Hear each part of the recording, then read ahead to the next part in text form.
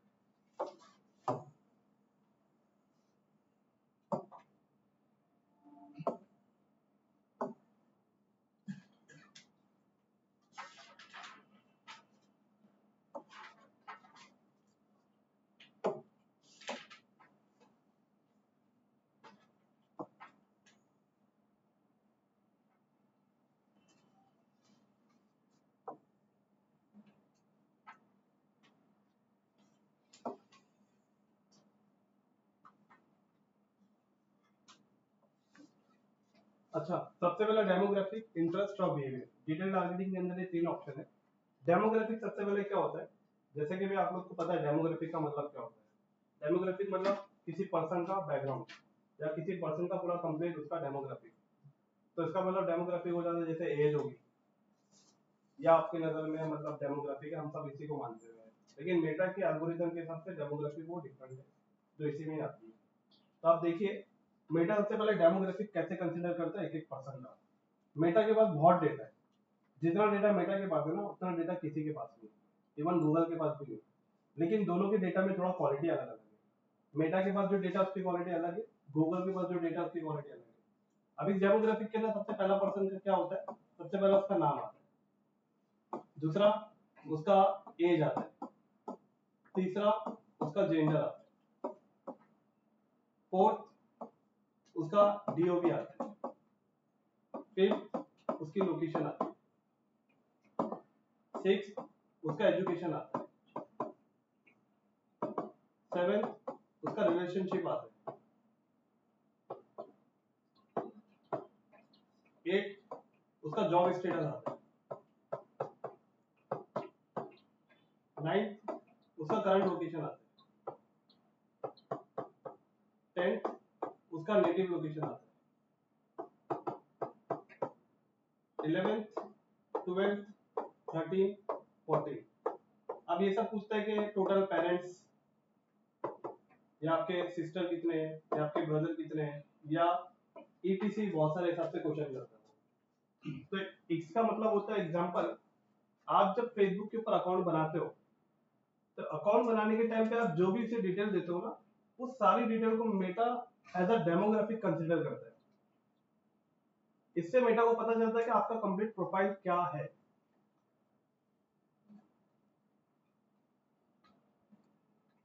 क्या था? ये पेरेंट्स। अब पेरेंट्स के अंदर भी बहुत सारी चीज आ जाती है, बट कोई बात नहीं, आप खाली पेरेंट्स लिख दीजिए। अब रिलेशन में दो तीन तरीके की चीज आ जाती है, जैसे कि अभी मैं आपको मतलब आपको पता है रिलेशन मतलब सिंगल हो, मैरिड हो या डिवोर्स है। उसी तरीके से पेरेंट पेरेंट अगर आप हो तो कितने बच्चे के पेरेंट हो, कितने साल के बच्चे के पेरेंट हो। तो इसमें बहुत सारी चीज मैटर करती है। अब एग्जांपल, एक पेरेंट है, वो 2 साल के मतलब उनके जो बेबी है वो 6 मंथ या 1 ईयर के अंदर ही है। तो उन पेरेंट्स को आप कौन सा ऐड दिखा सकते हो, जॉनसन बेबी के प्रोडक्ट का ऐड दिखा सकते हो, जिससे आपको ऑडियंस समझ में आ रही है कि आपका प्रोडक्ट का ऑडियंस टाइप कौन सा है।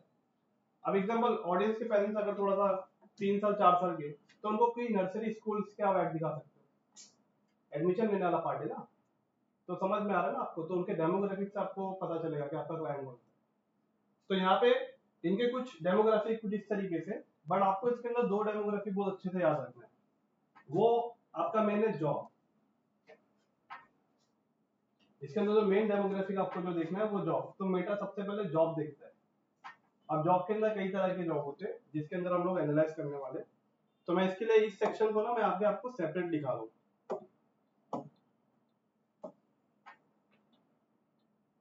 आप चाहिए तो बुक के अंदर जॉब वाला नीचे का पार्ट लिख दो और इसके अंदर आप ऐड करो।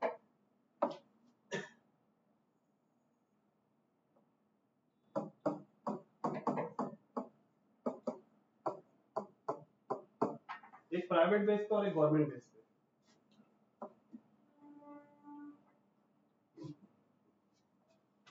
तो एग्जांपल अभी जितने भी प्राइवेट जॉब है, अभी एग्जांपल आपका जो प्रोफाइल है, आपके प्रोफाइल पे आपने कोई ना कोई तो मेंशन किया होगा ना कि I am working at Accenture company, I am working at TCS company, working at iPhone company, whatever.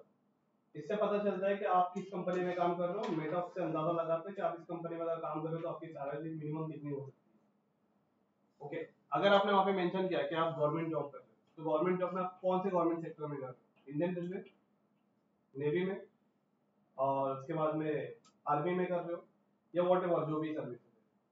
उसके बाद में बहुत सारे ऐसे जॉब प्रोफाइल वाले होते हैं कि जो जॉब नहीं कर रहे, वो खुद एंटरप्रेन्योर होते हैं, बिजनेस ओनर्स होते हैं।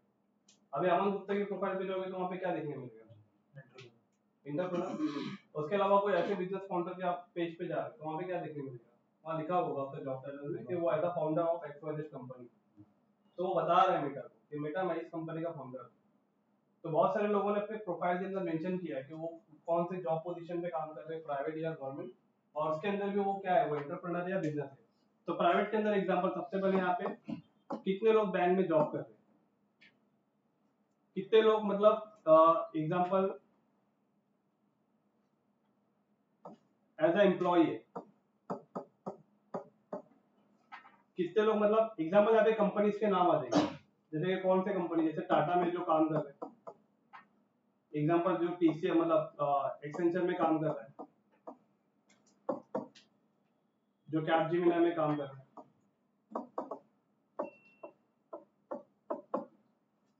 तो यहाँ पे क्या होते हैं, यहाँ पे आप जिस कंपनी को टारगेट करना चाहते हो ना, एग्जांपल अभी रियल एस्टेट में तो काफी ऐसे होता है ना कि कभी कभी वो डेमोग्राफी से वो फाइंड आउट करना चाहते हैं कि उनके पास जो प्रोजेक्ट है, उस प्रोजेक्ट के नियर बाय जो कंपनीज है, हो सकता है उस कंपनी में काम करने वाले लोग बहुत दूर दूर से ट्रैवल करके आ रहे हैं। तो उनके माइंड में ये चल रहा होगा कि क्यों ना मैं जब इस कंपनी में मुझे रेगुलर काम करना है तो, और उसी को आप फ्लैट पे ऐड दिखा रहे हो और उसका पे कैपेसिटी भी है, तो ऑडियंस ज्यादा का क्या लगता है चांस बनेगा ना? क्योंकि वो काफी लोगों का यही होता है ना, जहाँ काम होता है वो हिसाब से वो अपना घर चेंज कर देते हैं, क्योंकि मेन काम उनका वहां से होता है। तो इसके लिए यहाँ पे जितने भी प्राइवेट होते हैं, मैं इसको आपको ग्रुप में पीडीएफ भेजूंगा ताकि उसके अंदर और डिटेल में मैंने बताया कि यहाँ पे जैसे प्राइवेट के अंदर कौन कौन से लोग आते हैं। फिर इसी के साथ में अब यहाँ पे बहुत सारे लोग इंजीनियर होते हैं, राइट। उसके अलावा बहुत सारे लोग यहाँ पे सीए भी हो सकते हैं, बहुत सारे यहाँ पे डॉक्टर्स भी हो सकते हैं, बहुत सारे यहाँ पे लॉयर भी हो सकते हैं, बहुत सारे यहाँ पे एक्टर्स भी हो सकते हैं, बराबर ना? तो ये सारे ऑडियंस कौन है? ये सारे ऑडियंस को आपको क्या करना है, ये सारे ऑडियंस ने अपने प्रोफाइल में मेंशन किया कि वो एज अ लॉयर है, वो एज अ डॉक्टर है, वो एज अ मतलब चार्टर्ड अकाउंटेंट है, या वो एज अ इंजीनियर है या सॉफ्टवेयर इंजीनियर है, व्हाटएवर जितने भी जॉब टाइटल है। अभी इसमें कुछ लिखे हैं मैंने, कुछ नहीं मतलब 50% से ज्यादा लिखे हैं, लेकिन आप जैसे जैसे आप एनालाइज करोगे तो आपको और पता चलेगा। तो ये सारी चीजें क्या है, ये सारे प्राइवेट सेक्टर में आते हैं। उसी तरीके से अगर गवर्नमेंट सेक्टर में अगर आप देखते हैं तो क्या आ जाएगा, जैसे रेलवे आ जाएगा, आर्मी आ जाएगा, फिर नेवी आ जाता है, एयरफोर्स आ जाएगा, उसके बाद में जब ये 4-5 चीजें कुछ अगर आप सर्च करोगे तो इससे सिमिलर ऑडियंस और आने लगेगी। बट मैं आपको क्लू के लिए बता रहा हूँ, जितने भी गवर्नमेंट टीचर्स हो गए, उसके अलावा में जितने भी बड़े बड़े ऑफिसर्स हैं, और उसके साथ में जितने भी पॉलिटिशियंस हैं,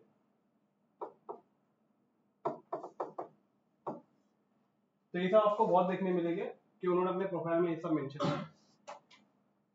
इससे आपको राइट डेमोग्राफिक पता चलेगा।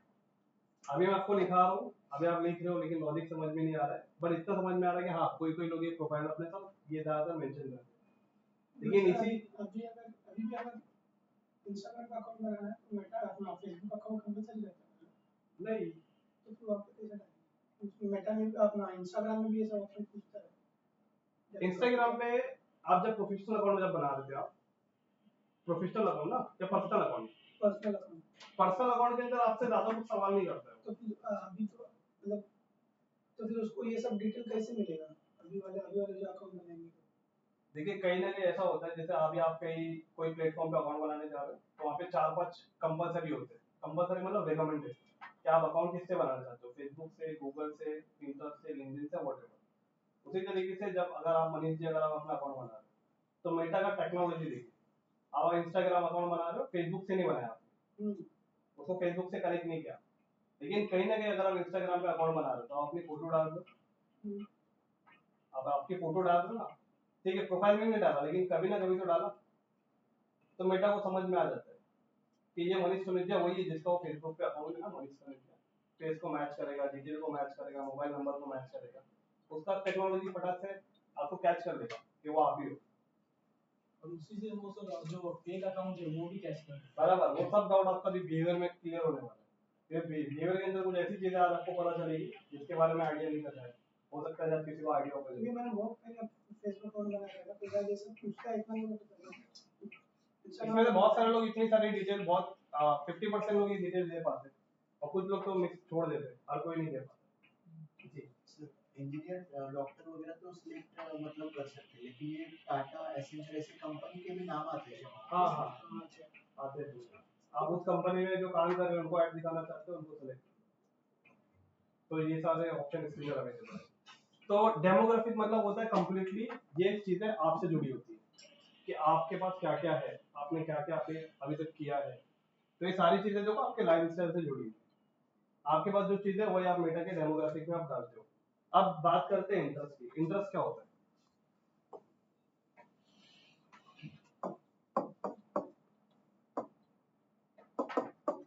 इंटरेस्ट का मतलब टोटली अगर देखा जाएगा तो इन प्लेटफॉर्म पे आप क्या एक्टिविटी करते हो। एक्टिविटी का मतलब ये हो गया कि ये नहीं कि मतलब आप क्या क्या कर रहे हो, एक्टिविटी का मतलब ये कि आपको कौन सा पोस्ट पसंद आ रहा है, किस पोस्ट पे आप शेयर कर रहे हो, किस पोस्ट को आप लाइक कर रहे हो, कौन सा कंटेंट आपको ज्यादा पसंद है। तो अगर हम लोग इंस्टाग्राम अपना ओपन करते हैं या फेसबुक अपना ओपन करते हैं तो हम सबको अपना जो डैशबोर्ड है ना वो हमारे इंटरेस्ट के हिसाब से दिख रहा होगा। हम सबका अलग अलग है क्योंकि मेटा ने बहुत अच्छे से हमें आइडेंटिफाई किया है कि हमें कौन सा फूड पसंद है, कौन सा घर पसंद है, कार किसको पसंद है, ये मेटा को सबसे सबसे अच्छे से पता है। तो मेटा को पता कैसे चला, पता है आपके एक्टिविटी से पता चला कि आप ज्यादातर अगर मेटा पे आते हो, फेसबुक इंस्टाग्राम पे आते हो तो आप ज्यादातर क्या करते हो, आप कौन से पोस्ट को पसंद करते हो, शेयर करते हो। काफी लोगों को कॉमेडीज के आते होंगे क्योंकि उनका बिहेवियर वही है, उनका मतलब इंटरेस्ट बेस वही है, तो कॉमेडी से रिलेटेड आपको कंटेंट आते हैं।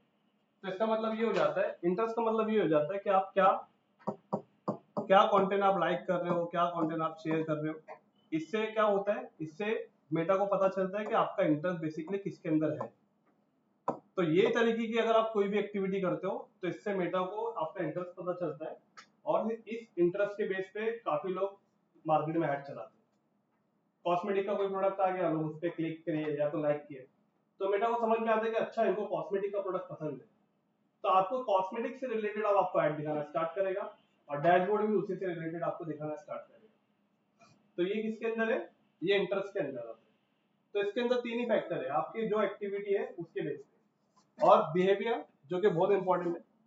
सेम ऑप्शन भी आता है, इंटरेस्ट में सेम ऑप्शन भी आता है। हाँ, तो मतलब ऐसी एक्टिविटी जिससे मेटा को समझ में आ जाता है कि आपका ये इसमें इस फील्ड के अंदर इंटरेस्ट है। अब फोर्थ ऑप्शन आ जाता है बिहेवियर। बिहेवियर का मतलब टोटल ये है कि मतलब ये एक्टिविटी अलग है और अब एक्शन अलग है। मेटा में आप जो एक्टिविटी कर रहे हो उससे आपका इंटरेस्ट फाइंड आउट है, लेकिन मेटा के बिहेवियर पे, मेटा में अगर आप जो एक्शन ले रहे हो उससे आपका बिहेवियर पता चलता है। तो बिहेवियर मेटा दो तरीके से आपका पता करता है। तो जो पहला तरीका है वो है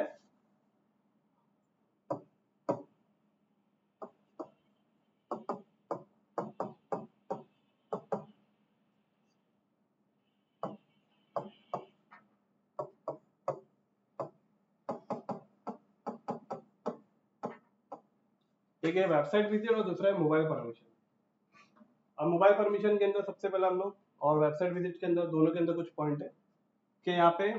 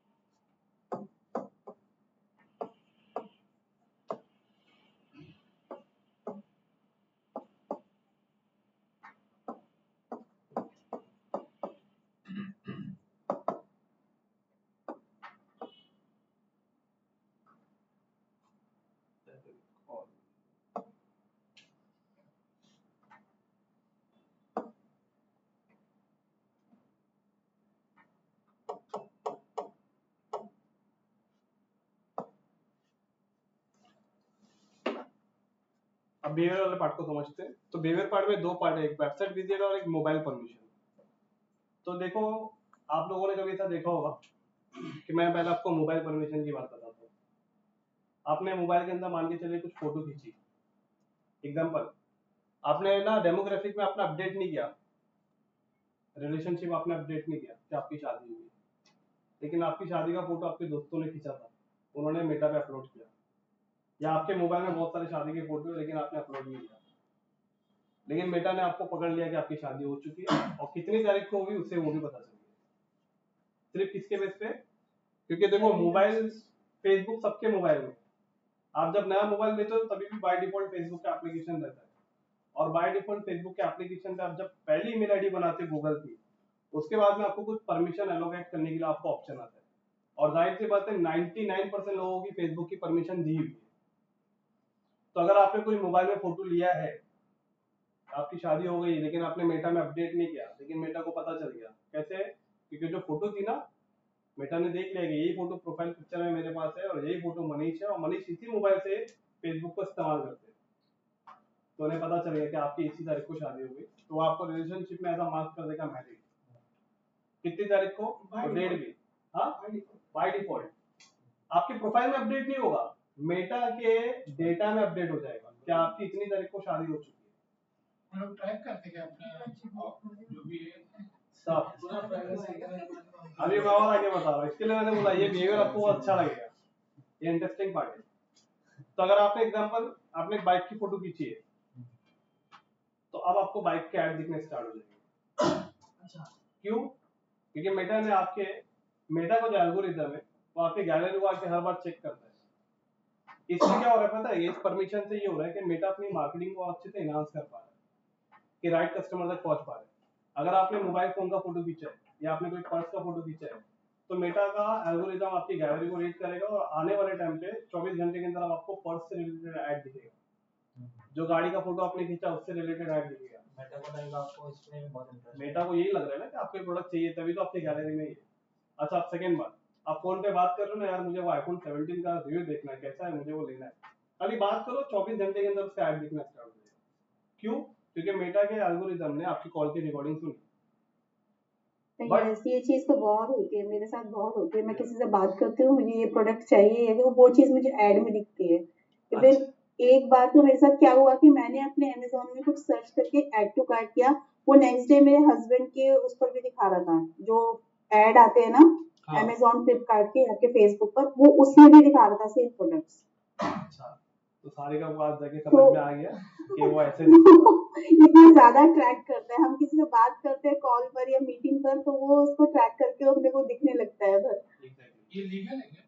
हाँ लीगल है, इसका गवर्नमेंट की तरफ से परमिशन है ना, लेकिन काय के लिए उसके कुछ प्रोटोकॉल थे, कुछ रूल है कि इससे आप अपने मतलब किसी की भी पर्सनल चीजों को, मतलब ये जो मेटा जो आपको जो ट्रैक कर रहा है, ये कोई पर्सन नहीं सुन रहा है, ये कोई ह्यूमन नहीं है जो आपकी रिकॉर्डिंग को सुन के कर रहा है, वो एक मशीन लर्निंग एमएल जो है ना वो सुन रहा है, उसका एक एल्गोरिथम है वो सुन रहा है, और वो सुन के किसी को शेयर नहीं कर रहा है, वो सिर्फ अपने पास इसके लिए रखा है ताकि मार्केटिंग अच्छे से एनहांस हो सके, और इस ये सब करने के लिए गवर्नमेंट से बहुत परमिशन लेनी होती है, और बस उसी का यही लॉजिक है कि ये नहीं हर कंपनी कर रही है,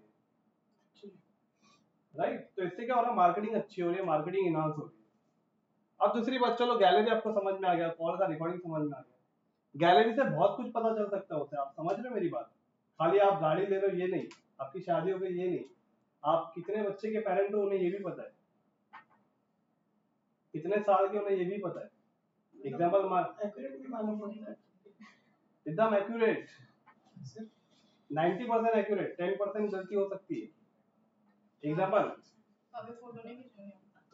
अगर आपने इसकी परमिशन दी है तो आप जब फेसबुक, हाँ मैंने भी सर कभी मुझे पता था ना, तो मैंने ना परमिशन ऑफ कर दिया, मगर है ना वो बंदा क्या करता है, वापस हमें कुछ अपलोड करना होना है तो वो परमिशन के लिए अपना बोलता है कि पहले परमिशन दे, इसके बाद डेफिनेटली तब तक कुछ नहीं हो सकता। तो यहाँ पे ठीक उसी तरीके से अगर आप कुछ भी एक्टिविटी कर रहे हो, अगर आप एक होटल में जा रहे हो, चेक इन कर रहे हो, होटल में जाके फोटो खींच रहे हो, सेल्फी ले रहे हो, तो आपको सब आम हो गई है। कहीं फ्लैट से कहीं दूसरी जगह जाना है वहाँ सेल्फी, तो भाई इससे पता चल रहा है उसको कि आप एयरपोर्ट से सेल्फी ले रहे हो, इसका मतलब आप कोई तो ट्रैवल हो, आप ट्रैवलिंग वगैरह कर रहे हो, अगर आप किसी की शादी में गए हो या होटल गए हो वॉटेवर कहीं पे भी घूमने भी जा रहे हो तो इसका मतलब आपको कर लेगा क्या, मतलब आपको टूर्स एंड ट्रेवल्स में बहुत इंटरेस्टेड है, आपको नई नई जगह घूमने में आपका बहुत अच्छा पसंद, मतलब आपका ये वो है बिहेवियर। तो मेटा क्या करता है, ये 3 तरीकों से ना आपको आइडेंटिफाई करता है कि आपका डेमोग्राफिक क्या है, आपका इंटरेस्ट किन चीजों में है, और उसके अलावा आपका बिहेवियर कैसा है। ये 3 चीजों जब आप एक जगह लाके जमा करते हो उस पे आपको ऐड चलाना है। लेकिन इन 3 चीजों के बारे में पहले हमें डीप से पता होना चाहिए। तो जिसमें आज हम लोगों ने कवर किया कि पहला मोबाइल परमिशन देखा आपने, अब कॉल, ये लोकेशन। अब लोकेशन वाली बात ऐसी है कि बहुत सारे रियल एस्टेट में चाहते हैं कि वो एनआरआई ऑडियंस को टारगेट करना, बट पता कैसे चलेगा, मेटा को पता कैसे चला कि ये एनआरआई ऑडियंस है। किसी ने आज ही दुबई से यहाँ लैंड किया मॉर्निंग में, मेटा को पता चल गया, क्यों? क्योंकि लोकेशन परमिशन ऑन है, वो कहाँ से ट्रैवल करके आ रहा है मेटा को पता है। अगर आप एवरी 2 हफ्ते 3 हफ्ते के बाद अगर आप यहाँ से दिल्ली जा रहे हो, यहाँ से पुणे जा रहे हो, बाय प्लेन बाय कार, सब पता है मेटा को कि आप कार से जा रहे हो, तो मैं हांगकांग जाता हूँ तो फिर हांगकांग के ऐड राइट। तो इससे क्या पता चल रहा है, लोकेशन से पता चल रहा है कि आप कहाँ पे रहते हो, कहाँ पे आ रहे हो, कहाँ पे जा रहे हो, आप इंटरनेशनल ट्रैवल हो, आप डोमेस्टिक ट्रैवल हो, आप क्या करना चाहते हो, सब पता है उसे। किससे? आपके लोकेशन की परमिशन। अब रियल एस्टेट की लॉजिक समझिए। मान के चलिए बहुत सारे लोग होते हैं ना जो खपोली से काम करने के लिए थाने आते होंगे, बहुत सारे लोग पनवेल से काम, मतलब पनवेल से भाईकल्ला जाते होंगे, मझगांव जाते होंगे, और बहुत सारे वहां से कुछ यहाँ नवी मुंबई वाची आते होंगे। तो ये लोग डेली ट्रैवल कर रहे हैं ना, तो मेटा को पता है ये डेली ट्रैवल कर रहे हैं, मतलब फ्रिक्वेंट ट्रैवल। इसका मतलब इनका जॉब इधर आसपास में है। तो अगर आप फ्रिक्वेंट ट्रैवल करने वालों को, अगर कोई पर्सन मान के चलिए सीवड़ी से कोई पर्सन यहाँ पे नेरुल में काम करने आ रहा है, तो इसका मतलब रेगुलर काम उसका नेरुल में, तो उस पर्सन का अगर पे कैपेसिटी है और वो अच्छी पोजीशन पे काम कर रहा है, तो उससे अगर आप यहाँ नेरुल का प्रॉपर्टी का ऐड दिखा सकते हो, जूहीनगर का दिखा सकते हो, जिससे उसका एक माइंडसेट बनना स्टार्ट हो सकता है। लेकिन हर कोई ट्रैवल करने वालों को नहीं दिखाना है, वो हर कोई ट्रैवल में जो फ्लाइट देख रहा है उसको दिखाना है। इसका मतलब उस पर्सन का इंटरेस्ट भी होना चाहिए। हाँ तो सर वो एक्टिविटी में आएगा ना, इंटरेस्ट में आएगा ना। इंटरेस्ट में। अब मैं आपको इसके आगे वाला पार्ट बताने जा रहा हूँ जो इसके बगैर अधूरा है। तो ये चीज समझ में है आपको, डेमोग्राफिक क्या होता है, इंटरेस्ट क्या होता है, और बिहेवियर क्या होता है। बिहेवियर के अंदर एक और है कि वेबसाइट विजिट, ये मैंने पॉइंट इसके लिए मेंशन किया था कि शॉप के हिसाब से, ऑनलाइन सेलिंग के हिसाब से, अगर कोई कस्टमर ऐड पे क्लिक कर रहा है, एक्शन लिया ना उसने, एक्टिविटी पसंद नहीं पसंद वो थी, लेकिन अगर कोई ऐड पे क्लिक कर रहा है शॉप नाउ, तो शॉप नाउ पे क्लिक करके कहाँ जा रहा है वो, वेबसाइट पे जा रहा है। देखो ध्यान से समझना, जब तक वो मेटा में था वो क्या एक्टिविटी कर रहा था, मेटा उसके बेस पे आपको समझ रहा था कि आपका इंटरेस्ट क्या है। लेकिन अब आप एक्शन लेके आप किसी दूसरे प्लेटफॉर्म पे चले गए, वेबसाइट पे चले गए, अब आप क्या कर रहे हो मेटा को कुछ नहीं पता मेटा को, क्योंकि आप तो उसके प्लेटफॉर्म से बाहर निकल गए ना। लेकिन उसके प्लेटफॉर्म के साथ जैसे आपने शॉप नाउ पे क्लिक किया, ध्यान से समझिए, आपने जैसे शॉप नाउ पे क्लिक किया और आप वेबसाइट पे गए, तो उसी के साथ में मेटा का कैमरा भी आपके साथ पीछे पीछे गया, और मेटा का कैमरा पीछे पीछे आपके साथ ये देख रहा था कि आप इस वेबसाइट पे आके क्या कर रहे हो। आप इस वेबसाइट पे ऐड टू कार्ट कर रहे हो, चेकआउट करने जा रहे हो, या खाली कंटेंट को व्यू कर रहे हो, या कुछ प्रोडक्ट को अलग अलग एक्टिविटी कर रहे हो। तो ये सब क्या है, आपका बिहेवियर है। आप उस वेबसाइट पे आने के बाद कर क्या रहे हो। तो ठीक उसी तरीके से आप क्या करोगे, ये जो बिहेवियर है ना, ये जो डेटा मिलता है ना, इस डेटा पे क्या होता है, रीमार्केटिंग होता है। आप अमेजोन पे जाते हो, कोई प्रोडक्ट को देखते हो, प्रोडक्ट को देखने के बाद आपने उसको बाय नहीं किया, लेकिन 24 घंटे के अंदर उसी प्रोडक्ट का आपको बार बार ऐड दिखना स्टार्ट हो जाता है। क्यों? क्योंकि आप जिस वेबसाइट पे गए थे ना अमेजोन के, अमेजोन ने अपना इतना बड़ा वाला कैमरा लगा के रखा, उस कैमरे में आप रिकॉर्ड हो गए, आपका डेटा आ गया। आपका डेटा आ गया मतलब ये नहीं कि आपका मोबाइल नंबर, नाम, ये सब आ गया। डेटा का मतलब आपका मोबाइल का नाम, मोबाइल का आईपी एड्रेस, मोबाइल का डिवाइस कौन सा है वो, और इसी के साथ में कुछ कुकीज। गूगल पे भी जो लीड आती है ना सर, गूगल पे किसी से, तो उसका लोकेशन, उसका आईपी एड्रेस सब कुछ आ जाता है। अपना वेबसाइट बनाएंगे उसका, उसमें भी डिटेल्स आएगा। आपके वेबसाइट के अंदर ही कस्टमर का डिटेल आएगा। हाँ नहीं, आपके वेबसाइट के जरिए डिटेल आएगा, आपके वेबसाइट के थ्रू आएगा, बट जहाँ पे जाएगा डिटेल वो मेटा का कैमरा होगा। मैं आपको समझाता हूँ, उसके लिए भी हमें समय है, बट मैं आपको लॉजिक समझा रहा था कि मेटा कैसे पता करेगा कि आप वेबसाइट पे आके क्या कर रहे हो, क्योंकि आप तो मेटा से बाहर निकल गए। और मेटा को तभी पता चलेगा ना जब आपने अपनी दुकान में कैमरा लगाया, तो आपकी वेबसाइट आपकी दुकान है, आपकी दुकान पे कोई मेटा ऐप से आ रहा है, तो मेटा को पता चलना चाहिए कि आपकी दुकान में कस्टमर कर क्या रहा था। बराबर सूरज जी? तो यहाँ तक समझ में आया था? कुछ ऐसा लग रहा है कि किसी को नहीं समझ में आया, डाउट है? ऑनलाइन ओके है सब। ओके। मतलब ये तीन, मतलब जहाँ तक मैं समझ पा रहा हूँ, ये तीनों के बेसिस पे मेटा ऐड अपना दिखाता है। अगर किसी ने डेमोग्राफिक नहीं डाला है तो उसको इंटरेस्ट के बेस पे दिखाएगा, करेक्ट? हाँ और अगर कोई इंटरेस्ट भी नहीं दिखा रहा है तो समझो अगर वो लाइक भी नहीं कर रहा है, खाली स्क्रॉल करे जा रहा है, तो उसको ऐड दिखाएगा बट उसको लोकेशन, बिहेवियर, एक्शन के इस पे दिखाएगा। क्योंकि वो ट्रैवल कर रहा है तो उसका गैलरी का एक्सेस ले जाए, कॉल का बातें सुन रहा है, उस बेसिस पे दिखाएगा, करेक्ट? करेक्ट। उसका नेक्स्ट स्टेप को ये करता रहेगा, कब आगे स्टेप ले फिर उसका मेटा आगे काम करे। हाँ आगे भी स्ट्रक्चर समझना है हमें, उसके कुछ स्ट्रक्चर इन मैं लोगों को सही दिखाना समझा है। ना? सही बात बोला ना जैसे? हाँ आपने सही बोला, बस इसके अंदर थोड़ा सा एक करेक्शन है। क्या? करेक्शन ये कि वो फिल्टर करना पड़ता है। मैं बताता हूँ अभी आगे कैसे। एग्जांपल, अभी यहाँ तक अगर आप समझ चुके हो कि डेमोग्राफिक क्या होता है, बिहेवियर क्या होता है और इंटरेस्ट क्या होता है, अब इसके आगे वाला जो पार्ट है वो है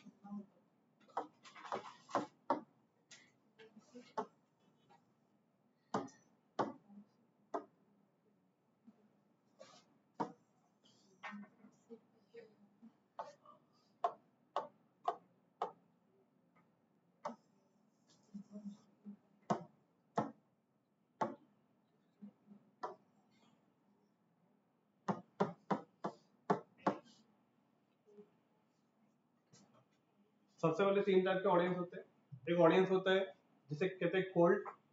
कोल्ड मतलब का ये होता है कि आपका ऑडियंस आपके प्रोडक्ट के बारे में बिल्कुल नहीं जानता, और उसे अगर आप पहली बार ऐड दिखा रहे हो तो वो कस्टमर आपका बनने के लिए टाइम लेगा, वो आपका कस्टमर बनने के लिए थोड़ा समय लेगा, राइट? तो इन ऑडियंस को समझने के लिए आपको इस फनल को समझना पड़ेगा।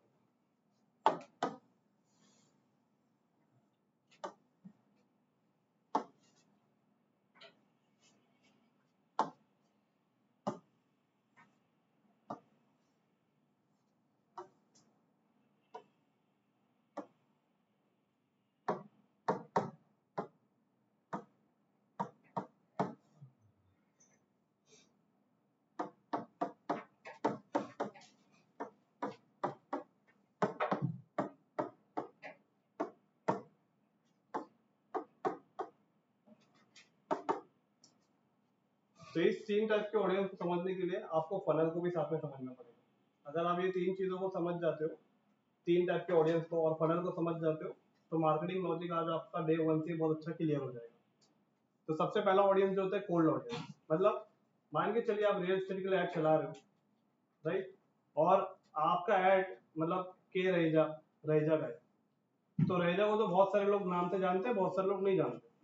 सिंपल सी बात है यार, रहेजा को जानते होगे, लेकिन ये रहेजा को जो नया प्रोजेक्ट है इसे कोई नहीं जानता। जाड़े सिटी इसे कोई नहीं जानता। तो इसे आपको क्या करना पड़ेगा, आपको पहले आपकी जो ऑडियंस है उसे पता नहीं है, तो उसे क्या करना पड़ेगा, सबसे पहले आपको एक कोल्ड ऑडियंस को क्या करना पड़ेगा, अवेयर करना पड़ेगा। जब तक आपका कोल्ड ऑडियंस आपके प्रोजेक्ट से अवेयर नहीं होगा तब तक वो इंटरेस्टेड नहीं बनेगा। तो एग्जांपल मान के चलिए आपकी कोल्ड ऑडियंस, आप जब ऐड चला रहे थे, एक काम करते हैं, इस चीज को रुकिए, इस चीज को स्टॉप कीजिए।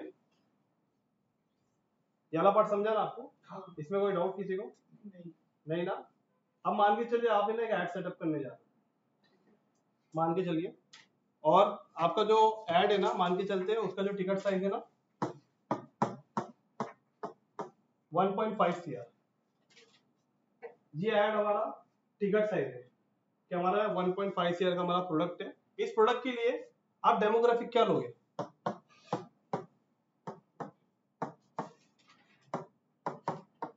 मैं डेमोग्राफिक की बात कर रहा हूँ। एज, आपको जो मैंने लिखा है आप बताइए। हाँ job title, okay, gender, age कितनी लोगे? एज 35 टू, अगर 1.5 करोड़ का प्रोडक्ट है तो कम से कम 30-35 रहना चाहिए स्टार्टिंग। Okay 35 35 to 45 45। डिपेंड करता है प्रोडक्ट टू प्रोडक्ट। ओके अच्छा, ये जो 1.5 शेयर है ना, ये इधर ही में ही है, जोईनगर का ही है, ठीक है, और ये इधर ही है, जेडी सिटी का ही है, ठीक है। तो अभी हमने क्या डाला डेमोग्राफिक के अंदर, एज हमने 35 टू 45 लिया, और लोकेशन, लोकेशन क्या रखेंगे? मुंबई ठाणे वाला नवी मुंबई, मुंबई, थाने, पनवेल, ठीक है, हमने ये लोकेशन लिया। और जॉब, यस, जॉब स्टेटस में क्या क्या लेंगे? बिजनेस 1.5 सीआर, 1.5 सीआर, आईटी वाले टाटा एक्सिस दोनों है, प्राइवेट भी आएंगे गवर्नमेंट भी आएंगे। प्राइवेट भी आएंगे गवर्नमेंट भी आएंगे, again 1.5 CR. IT engineer, IT engineer, politicians CA, doctor, lawyer, actor, entrepreneur, और ये सब आएंगे ना, co-founders, co-founders, founders, business owner, ये सारे आते हैं। तो मान के चलिए आपने यहाँ पे ना कुछ 15 से 20 जॉब टाइटल वालों को आपने सेलेक्ट किया, जो मतलब जिनका हाई पेइंग है, मतलब हम लोग पे मास्टर है, राइट। उसके बाद में आपने एज, लोकेशन, जॉब टाइटल आपने सेलेक्ट किया, जेंडर, और क्या स्पेसिफाई, जेंट्स लेडीज दोनों, ज़्यादातर मेल, मतलब मेरा एक्सपीरियंस ये है कि दोनों को दिखना चाहिए। हम भी लेंगे। दोनों का मतलब ये हो जाता है कि एग्जैक्टली जो पसंद करने वाली चीज होती है वो वुमन के हाथ में होती है, क्योंकि आदमी जो होता है, जो जेंट्स होता है वो डिसीजन मेकर है,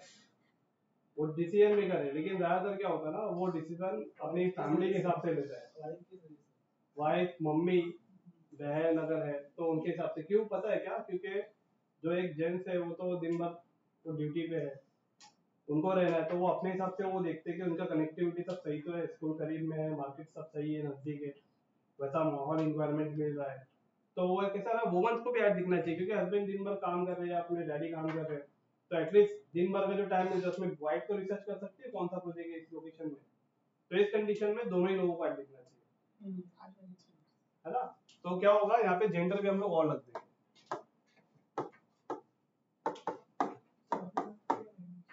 अच्छा, तो अभी आपने नवी मुंबई, मुंबई, थाने, पनवेल सिटी के अंदर 35 से 45 लोगों के अंदर आपने हाई पेइंग 15 से 20 जॉब टाइटल वालों को आपने सेलेक्ट किया ऑल। तो ये इन लोकेशन के अंदर आपकी टोटल ऑडियंस कितनी निकल रही है, मैं यहाँ पे आपको एक एस्टिमेट बता रहा हूँ कि मान के चलिए टोटल ऑडियंस मेरी है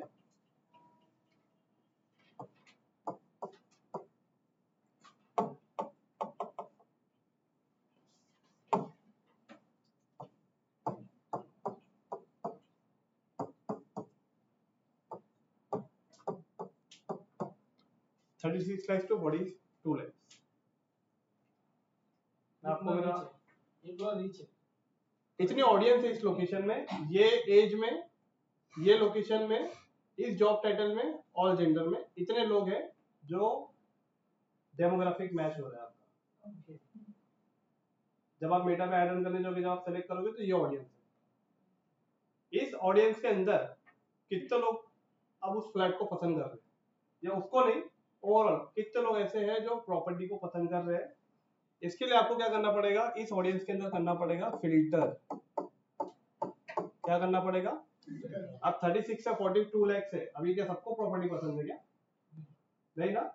इन द पे मास्टर हमने बाहर निकाला है कि ये लोग पे मास्टर है, बट मैं चाहता हूँ कि इन पे मास्टर में जो प्रॉपर्टी देख रहा है मेरा एड सिर्फ वही लोग देखे, उसके अलावा नहीं। तो अब मैं इसके अंदर करूंगा फिल्टर। तो ये मेरा क्या हुआ, ये मेरा डेमोग्राफिक हुआ, बराबर। अब मैं इसके अंदर फिल्टर करूंगा और फिल्टर करके किसको निकालूंगा, इंटरेस्ट। अब मैं जैसे इंटरेस्ट को निकालूंगा, इंटर, इसका मतलब जो होम,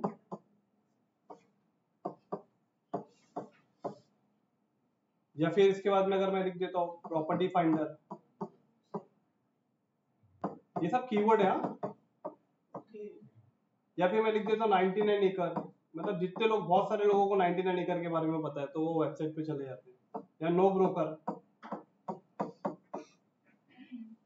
जैसे मैंने फिल्टर किया ना तो मेरा ऑडियंस का साइज क्या हो गया ना, मेरा ऑडियंस का साइज 36 से 42 लगता है ना, अब मेरा ऑडियंस फटाक से इसमें से माइनस हो जाएगा। अब हो सकता है मेरा ऑडियंस का साइज एस्टिमेट मैं आपको बता रहा हूँ कि 6 to 8 lakhs, मतलब उस ऑडियंस के अंदर अब आपकी ऑडियंस सिर्फ इतनी है जिनका फेक एफएक्टिव भी है और उनको प्रॉपर्टी भी वो देख रहे हैं। तो आपके लिए राइट ऑडियंस कौन सी है, ये है या ये? अगर आप इनको दिखा दोगे तो इसमें तो बहुत सारे ऐसे आपके यूजर हो गए ना जिनको आपकी प्रॉपर्टी में कोई लेना देना नहीं, लेकिन आप उनको दिखा के ऐड का बजट खराब कर रहे हो। तो क्यों ना आपका ऐड का बजट इन लोगों को दिखाओ ना, जिनका डेमोग्राफिक भी मैच हो रहा है, वो ले भी सकते हैं और उनका फ्लैट पे इंटरेस्ट भी है। अच्छा, इसके अंदर भी ये तो आपकी राइट ऑडियंस निकल गई, इसके अंदर भी काफी लोग चाहते हैं कि अब मेरा ऐड जो है ना वो एनआरआई कस्टमर्स को भी दिखना चाहिए। तो इसके अंदर आपने जो जॉब टाइटल सेलेक्ट किया है, क्या उस जॉब टाइटल के अंदर एनआरआई कस्टमर है? नहीं है ना। तो इस सिनारियो में क्या होगा पता है, इस सिनारियो में अब एक चीज ऐड हो जाएगी नई, याद रखिए। अब यहाँ पे सिर्फ इंटरेस्ट आएगा, इंटरेस्ट को फिल्टर करेंगे और यहाँ पे आपको लेना है फिर फिल्टर के अंदर करके बिहेवियर।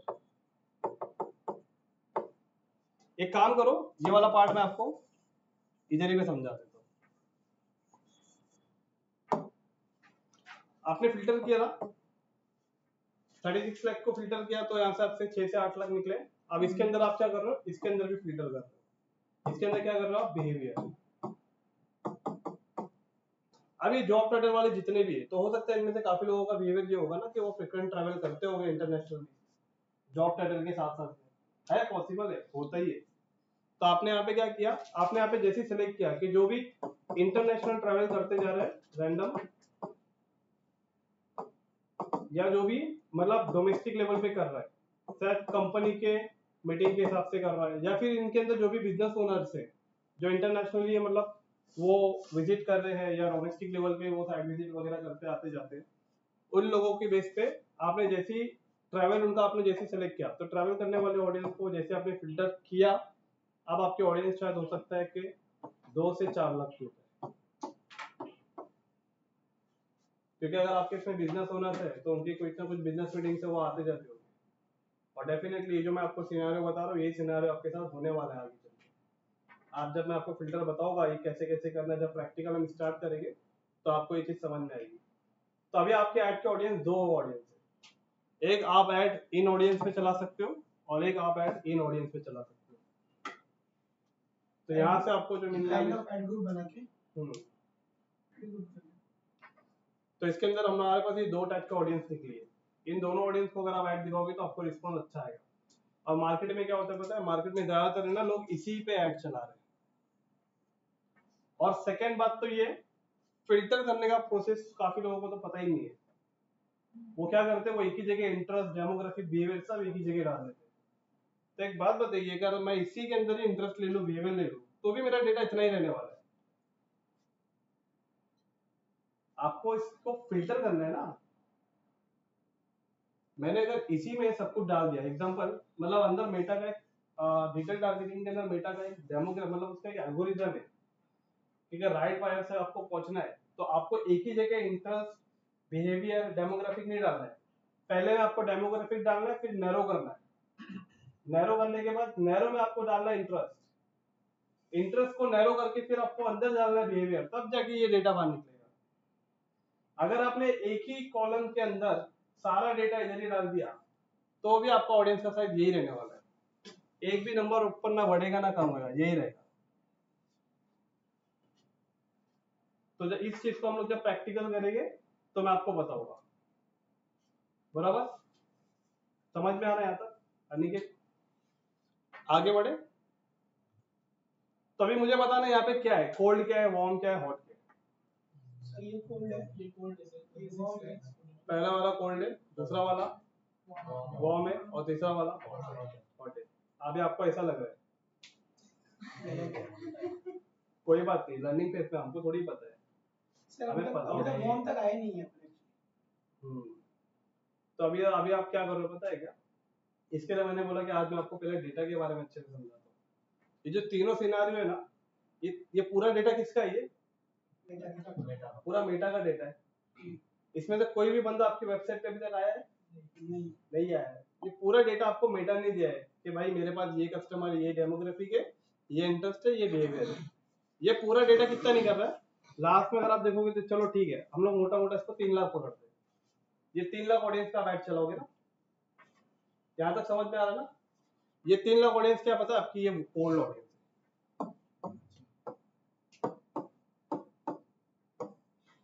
क्या है ये? मतलब इतना फिल्टर करके आपने निकाला इतने अच्छे ऑडियंस को, लेकिन फिर भी कोल्ड है। अब बात समझिए, इसके लिए मैं आपको ना बहुत बिगिनर लेवल से लेके आ रहा था कि आप यहाँ पे आने के बाद आप समझोगे। तो जिनको आपने इतना नैरो फिल्टर करके लाया है ना, वो भी अभी तक मेटा के नजर में, मतलब हमारा जो फनल है, हमारे फनल के हिसाब से ये ऑडियंस अभी भी कोल्ड है। इस कोल्ड ऑडियंस को आपको क्या करना पड़ेगा? पहले अपने प्रोजेक्ट के बारे में पहली बार आपको पहले अवेयर करना होगा। तो यहाँ पे लिखा है अवेयरनेस, पहला पॉइंट। तो आप क्या करोगे? इतने अच्छे इंटरेस्टेड ऑडियंस, आपने इतने अच्छे से डिजिटल टारगेटिंग किया, अब आपको क्या करना है? पहली बार आपको, आपके लिए ये जो ऑडियंस है ना अभी भी कोल्ड है, आपको इन्हें ऐड दिखाना है। जैसे ही ऑडियंस आपका क्या देखेगी? ऐड। ये आपका ऐड है। आपके ऑडियंस जैसे इस ऐड पे क्लिक करेगी, क्लिक करके कहाँ जाएगी? वेबसाइट पे जाएगी ना, आपके लैंडिंग पेज पे जाएगी, या तो आपके ई कॉमर्स की वेबसाइट पे जाएगी। अभी 3 लाख लोग जब आपका ऐड देख रहे हैं ना, क्या लगता है 3 लाख लोग में से कितने लोग आपके ऐड पे क्लिक करके वेबसाइट पे आ सकते हैं? 1000 2000 1% पकड़े, 1% तो आपको क्लिक करेगी, क्योंकि राइट ऑडियंस है ना भाई। आप आपने डिटेल टारगेटिंग करते हुए आए हो, आप डेमोग्राफिक भी सेलेक्ट किया, आपने इंटरेस्ट भी सेलेक्ट किया, आपने बिहेवियर भी, आपने एकदम राइट ऑडियंस को सेलेक्ट किया है। मेटा के हिसाब से आपने एकदम राइट ऑडियंस को सेलेक्ट किया है। अब इस राइट ऑडियंस में से मान के चलते, ज्यादा नहीं 5% लोग मान के चलिए आपके ऐड पे क्लिक करेंगे। 3 लाख का 5% कितना होगा? 15,000। अब ये 15,000 लोग जैसे ही ये क्या हो रहे, 15,000 लोग कहाँ आ रहे आपके? 15K लोग आपके वेबसाइट में आ रहे। इसका मतलब जब 15,000 लोग आपके वेबसाइट पे आ रहे, तो ये थोड़े सा आपके प्रोडक्ट में इंटरेस्टेड है, इन्हें आपके प्रोडक्ट के बारे में जानना है। ऐड को देखा, जाना, फिर क्लिक किया, और क्लिक करके अगर आपके वेबसाइट पे आ गए, तो इसका मतलब ये इंटरेस्टेड थोड़े से है। वार्म। तो ये ऑडियंस कौन सी हो गई? ये 15,000 ऑडियंस जो हो गई, ये वार्म ऑडियंस। तो अभी क्या हुआ? वार्म ऑडियंस मतलब क्या हो गए? वार्म ऑडियंस अगर है तो वार्म ऑडियंस मतलब फनल के हिसाब से ये इंटरेस्टेड है हो रहे। लॉजिक समझ में आ रहा ना समृद्धि? अनिकेत, तो हो रहा है क्या है, आप जब पहली बार ऐड चला रहे हो, तो पहली बार ऐड पे क्लिक जो भी लोग कर रहे हैं, तो कितने लोगों ने क्लिक किया? 15,000। तो 15,000 लोग जब आपके वेबसाइट पे आए, तो इसका मतलब ये लोग है ना थोड़े से इंटरेस्टेड वार्म ऑडियंस है। तो देखो ये 15,000 लोग जब आपके वेबसाइट पे आ गए, ध्यान से समझना, पूरा लॉजिक इधर ही पे है। आपके वेबसाइट में क्या था? कैमरा था, तो 15,000 लोग रिकॉर्ड हो गए। 15,000 का डेटा कहाँ पे आया? मेटा का मैंने आपको बताया था कैमरा। तो मेटा का कैमरा जो है उसे कहते हैं पिक्सल। तो ये 15,000 लोगों का डेटा जो है वो मेटा के पिक्सल में आ चुका है। अब इस पिक्सल पे क्या होगा? रीमार्केटिंग। हाँ, तो जब इन पिक्सल पे आपने पहले ऐड में क्या दिखाया था? जड़े सिटी का आपने ऐड दिखाया था ये, तो ऑडियंस आपके ऐड पे क्लिक करके वेबसाइट पे आई थी। अब आप जब उन्हें ये 15,000 के डेटा पे जब आप रीमार्केटिंग करोगे, तो रीमार्केटिंग अब हो सकता है उनको पहली इमेज नहीं दिखाओगे, अब आप रीमार्केटिंग में उनको अलग इमेज दिखा रहे हो। याद रखना, मेरी बात को समझना, ये 3 लाख ऑडियंस जो है ना, उसमें से 15,000 ऑडियंस की बात कर रहा हूं मैं, बाकी नहीं। बाकी ऑडियंस तो आपका वही पहला वाला ही ऐड दिख रहा है, लेकिन ये जो 15,000 ऑडियंस आपके वेबसाइट पे आके गई है, अब इनको आप क्या दिखा रहे हो पता है? एक स्पेशल ऑफर दिखा रहे हो कि अगर आप 1-2 दिन के अंदर या 4-5 दिन के अंदर या इसी मंथ के अंदर अगर आप बुकिंग करते हो, तो आपको एक्स्ट्रा 2.5% का या 2.5 लाख रुपीज एक्स्ट्रा आपको डिस्काउंट मिल सकता है। अब इसमें आप दूसरी इमेज इस्तेमाल कर रहे हो, क्योंकि पहला क्लाइंट ने देखा था 1.5 लाख रुपया, मतलब 1.50 CR। अब आप उसको दिखा रहे हो कि भाई अगर आप इस महीने के एंडिंग तक बुकिंग करते हैं तो 1.45 CR तक मिल सकता है। तो देखेंगे यार 5 लाख रुपया कम हुआ है, और प्लस जब आप डील करने बैठोगे तभी भी बहुत कम हो जाता है। तो क्लाइंट ने पहले में देखा 1.5 CR, अभी देख रहा है कि इसमें 5 लाख रुपया और कम हो गया, 10 लाख कम हो गया। तो हो रहा है क्या, प्राइस आपने कम किया तो हो सकता है उसका इंटरेस्ट बढ़े। तो वार्म ऑडियंस का आपको दूसरा क्रिएटिव इस्तेमाल करना है।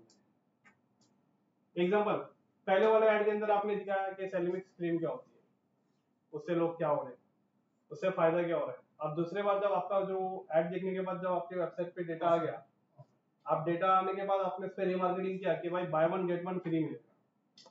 तो बाय वन गेट वन से क्या हुआ, जो वार्म ऑडियंस था ना वो हॉट में होना स्टार्ट हो गया। अब लॉजिक समझिए, आप जैसी वेबसाइट पे आया हुआ डेटा आपका क्या है, वार्म डेटा है। इस डेटा के ऊपर आप क्या करोगे, इस डेटा के ऊपर आप क्या करोगे, आप जब इस डेटा के ऊपर रीमार्केटिंग करोगे ना, तो वार्म ऑडियंस मतलब वार्म ऑडियंस आपके लिए 15,000 है ना, 15,000 पे क्या होगा, रीमार्केटिंग होगा। तो रीमार्केटिंग जब इसके ऊपर होगा तो ये क्या होगा पता है क्या, ये डिजायर में बदली होगा।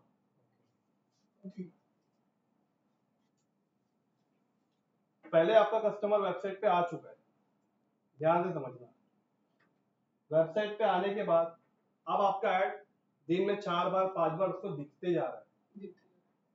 तो बार बार दिखने से क्या हो रहा है, उसके बाइंग साइकोलॉजी बन रही है। कभी आपने पहला ऐड किसी का रिव्यू बताया कि उसने प्रोडक्ट आपका इस्तेमाल किया तो कैसा लग रहा है, दूसरी ऐड में आपने ये बता दिया, तीसरे ऐड में वो बता दिया। देखते होगे ना, आपको भी आता है ऐसी ऐड। ब्लिंकिट का एक ही ऐड आया क्या हमें आज तक देखने के लिए, ब्लिंकिट के 10 ऐड आए, 10 अलग अलग तरीके से आए। उसी तरीके से जब आप फ्लैट का ऐड दिखा रहे हो तो फ्लैट के ऐड में क्या हो रहा है, बार बार रीमार्केटिंग में कभी उन्हें फ्लैट की बिल्डिंग दिखा रहे हो, कभी फ्लैट का इनसाइड दिखा रहे हो, कभी कनेक्टिविटी दिखा रहे हो, कभी एमिनिटीज दिखा रहे हो। तो एक बाइंग सेट बनता है ना। एक बंदा या एक पर्सन मेटा पे दिन भर में कितनी बार आता है, बहुत बार आता होगा, लेकिन एटलीस्ट हाँ। तो एक पर्सन अगर मेटा पे अगर आ रहा है, जैसे वो इंस्टाग्राम पे आ रहा है या फेसबुक पे आ रहा है, तो कितनी बार आ रहा होगा, मॉर्निंग में आ रहा होगा, लंच के टाइम आ रहा होगा, आफ्टरनून में जब ब्रेक हो रहा होगा तब आ रहा होगा, जॉब से छुट्टी के बाद आ रहा होगा, रात में सोने के टाइम आ रहा होगा। अब एक पर्सन दिन में 5-6 बार अगर फ्रिक्वेंटली विजिट कर रहा है इंस्टाग्राम या फेसबुक पे, तो 5 बार उसको क्या आपकी सेम इमेज दिखना चाहिए।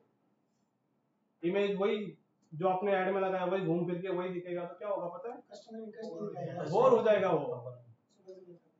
इसको बोलते हैं क्रिएटिव फटीग, कि एक ही कस्टमर को एक ही इमेज आप बार बार। आईफोन का ऐसा होता है कि आपने कभी देखा है, सुबह आपने आईफोन का अलग इमेज देखा है, तो शाम में अलग देखा है, फिर दोपहर में वीडियो देखा है, रात में सोने के टाइम पे फिर वीडियो देखा है। तो उसी तरीके से क्या होता है, एक जो मच्छी पकड़ने वाला जो होता है ना, मच्छी पकड़ने वाला, तो जो समुंदर है ना, समुंदर, वो समुंदर मान के चलिए मेटा का यूजर्स है, और मच्छी पकड़ने वाले समझिए सब एडवर्टाइजर है। तो मच्छी उसी को लगेगी जिसके चारे अच्छे हो गए, और यहाँ पे आपका जो चारा है वो क्रिएटिव है। आपका क्रिएटिव जब लोगों को पसंद आएगा तभी तो इंक्वायरी करेंगे या शॉप करेंगे। मच्छी को चारा पसंद आएगा तभी तो खाने के लिए जाएगी, और खाने जाएगी तो हुक होगी।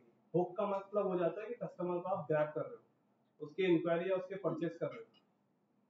तो आपके पास तब तक कोई नहीं आएगा जब तक आपके पास चारा अच्छा नहीं है, मतलब ऐड का क्रिएटिव अच्छा नहीं है। तो हमें क्या करना पड़ेगा, जब आप वार्म ऑडियंस को रीमार्केटिंग करते हो तो उसी में से ऑडियंस को 10 बार जब अलग अलग तरीके से ऐड दिखता है तो डिजाइननेस बनती है माइंड के अंदर। और डिजाइननेस बनने के साथ होता क्या है, आप 15,000 लोगों को जब आपने रिपीट ऐड दिखाया ना, तो हो सकता है 15,000 लोगों में से कुछ लोगों ने अभी कुछ ना कुछ एक्शन लेना स्टार्ट किया। तो 15,000 में से हो सकता है वापस से आपके ऐड पे ना 5,000 लोगों ने क्लिक किया। 15,000 पे आप रीमार्केटिंग कर रहे हो ना, और ये रीमार्केटिंग क्यों कर रहे हो, आपका डेटा है ना, पिक्सल का डेटा है ना ये। अब पिक्सल के डेटा पे आप रीमार्केटिंग करोगे तो 15,000 लोग आपके ऐड को 10 बार देख रहे हैं दिन भर में। तो इन 15,000 में से मान के चलिए 5,000 लोग फिर से आपकी वेबसाइट पे गए। अब ये मतलब फिर से जाने वाली जो ऑडियंस है ना, ये बहुत हॉट है, क्योंकि ये पहले कोल्ड आउट देख की कोल्ड ऑडियंस थी पहले ये, तो ये पहले भी ऐड देख के आ चुके। वार्म ऑडियंस थी, तो वार्म ऑडियंस पे आपने रीमार्केटिंग किया, तो फिर ये वापस से क्लिक करके आपके वेबसाइट पे है। तो इसका मतलब ऐसी टाइप के ऑडियंस आपके लिए बहुत इंटरेस्टेड है। तो वापस से जब आप इसके ऊपर रीमार्केटिंग करते हो, तो रीमार्केटिंग करने से मान के चलिए 15,000 लोगों पे आपने रीमार्केटिंग किया, तो 15,000 में से मान के चलिए वापस से अब आपके ऐड पे ना 5,000 लोगों ने क्लिक किया। कितने हजार ने? तो ये 5,000 लोग हाईली इंटरेस्टेड है। आप क्या करो, 5,000 लोग जो है ना एकदम वेरी हॉट है। क्या है ये? एकदम हॉट क्लाइंट है। आप क्या करो, ये हॉट वालों को क्या दो पता है, यहाँ पे अर्जेंसी क्रिएट कर दो। यहाँ पे आप एक अर्जेंसी क्रिएट कर दो, जिससे आपका जो प्रोडक्ट अभी तक जो नहीं बिक रहा है वो फटाफट बिकना स्टार्ट होगा। इसका मतलब यहाँ तक आने पे हो गया एक्शन। तो जब इस प्रोसेस पे जब पूरा काम होता है तभी जाके क्या बनता है, एक फनल बनता है। पहले ऑडियंस कितनी थी अवेयरनेस में, ध्यान देना, 3 लाख थी। 3 लाख के बाद इंटरेस्टेड ऑडियंस निकले, कितने निकले? 15,000। 15,000 में से जो बार बार आपके ऐड पे क्लिक करके वापस से वेबसाइट में जा रहे हैं 5,000 निकले। और अब इनके फनल के हिसाब से आप देखना कि यहाँ पे आपका क्लोजिंग कितना होता है। 3 लाख से 15,000 हुआ, 15,000 से 5,000 हुआ। हो सकता है यहाँ पे धीरे धीरे आपको कुछ नंबर दिखना स्टार्ट हो। तो इतनी आसानी से नहीं निकलती है। आपने 3 लाख लोगों को ऐड दिखाने के लिए हो सकता है यहाँ पे आपने 10,000 रुपया खर्चा किया। अब आप 15,000 लोगों को रीमार्केटिंग करने के लिए हो सकता है आपने यहाँ पे 2,000 रुपया खर्चा किया। अब वापस से इनको वापस से ये 5,000 लोगों को रीमार्केटिंग करने के लिए हो सकता है आपने 1,000 रुपया खर्चा किया। तो लास्ट में जाके टोटल 13-15,000 रुपए में से जाके तब जाके आपको इतनी सेल या इतनी इंक्वायरी देखने मिलती है। बट अगर ये फनल के हिसाब से होगी तो इसे फनल कहते हैं। और इसे शॉर्टकट में मतलब इसे काफी लोग मतलब वही कहते हैं, आइडा कह लो या एडा कह लो, अवेयरनेस, इंटरेस्ट, डिजायर और एक्शन।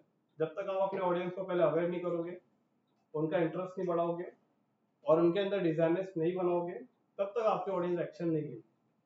तो इस चीज को पहले समझना बहुत जरूरी है कि आप जिन ऑडियंस के ऊपर ऐड दिखाने जा रहे हो वो आपके ऑडियंस आपके प्रोडक्ट से अवेयर है या नहीं। तो यहाँ पे मार्केटिंग आप समझना, मार्केटिंग 2 तरह की होती है, एक प्रोडक्ट मार्केटिंग होती है और एक ब्रांड की मार्केटिंग होती है। तो प्रोडक्ट मार्केटिंग और ब्रांड मार्केटिंग दोनों डिफरेंट होती है। एग्जांपल मैं आपको यहाँ पे एक आइडिया देता हूँ। अमेज़न का रक्षाबंधन ऐड देखा आपने? किसने देखा? अमेज़न अपने रक्षाबंधन ऐड के अंदर किसी प्रोडक्ट को प्रमोट नहीं कर रहा है, वहाँ एक इमोशनल स्टोरी प्रमोट कर रहा है, एक भाई और एक बहन की, कि इस रक्षाबंधन पे गिफ्ट नहीं, लव डिलीवर करे। क्योंकि भाई या बहन कोई गिफ्ट के लिए नहीं है, वो एक खुशी के लिए, मतलब आप दोनों के अंदर मतलब कितना एक दूसरे के लिए प्रेम है उसके लिए। और उसके तो बीच में खाली गिफ्ट को एक वो ला दिया गया कि भाई गिफ्ट दोगे तो रक्षाबंधन होगा। तो अमेज़न ने बोला कि इस साल या इस रक्षाबंधन आप गिफ्ट डिलीवर मत करिए, आप भाई बहन वाला जो प्यार है ना वो डिलीवर कीजिए। तो यहाँ पे वो इमोशनल स्टोरी ये क्रिएट कर रहा है कि जब आप किसी भी ऑडियंस को इमोशनल करते हो ना तो आपका प्रोडक्ट ऑटोमेटिक बिक जाता है। प्रोडक्ट बेचने के लिए सेल्स एक्सपर्टीज की जरूरत तो है ही, लेकिन उसके साथ में अगर आप अपने कस्टमर को उस प्रोडक्ट से रिलेटेड या अपने प्रोडक्ट से रिलेटेड या अपनी कंपनी या व्हाटएवर, अगर आप अपने कस्टमर को इमोशनल कर देते हो तो आपका प्रोडक्ट ऐसे ही बिक जाता है। रेड लेबल का ऐड देखा किसी ने? वो एक ब्लाइंड पर्सन ट्रेन में चढ़ता है, तो वो एक पर्सन उससे चाय ऑफर करता है, तो एक आंटी उसको बोलती है अरे आप बेटा आप इन्हें जानते हो, आपको दिखाई नहीं दे रहा, आप इन्हें जानते भी नहीं, आप इनसे चाय क्यों ले रहे हो, कभी हो सकता है चाय में कुछ मिलाए हो तो वो पर्सन क्या बोलता है, नहीं ये इनकी चाय की खुशबू से पता चल रहा है कि ये इंसान अच्छे। तो हो रहा क्या है, वहां पे लास्ट में बताया रेड लेवल, लेकिन रेड लेवल को याद रखने के लिए आपको पहले एक स्टोरी बताई गई और वो स्टोरी आपको याद रह जाती है तो ब्रांड का नाम याद रह जाता है। ठीक उसी तरीके से वो गुड नाइट वाला, क्या नाम है उसका, गुड नाइट वाला ऐड, उसके बेटा मम्मी के पर्स से 10 रुपए चोरी कर लेता है तो उसको रात में खाना नहीं देती, याद? तो ऐड याद रहेगा। मैं अगर आपको भी दिखाऊं तो सब फैमिली के साथ बैठे होते हैं, फैमिली के साथ सब बैठे होते हैं, चोरी अभी की है तो अभी तक डांटना पड़ेगा, तो आगे रखिए। हाँ दिखाऊं मैं आपको?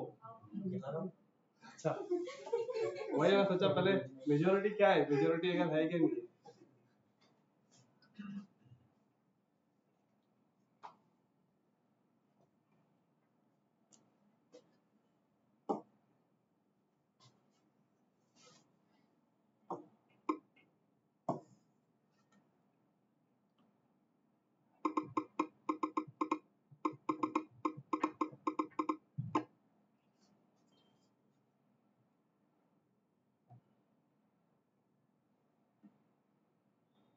देखो ये रक्षाबंधन है, देखा है कि नहीं देखा आपने? वो देखा अमेज़न की तरफ से। नाइस। पैचू जीते रहो, जीते रहो, जीते रहो। क्या एक और लगाओ यार जीजू, और क्या मारती रहोगे? कुछ मीठा भी खिला दो। ले खीर खा, मैंने बनाई है। झूठी। सच्ची।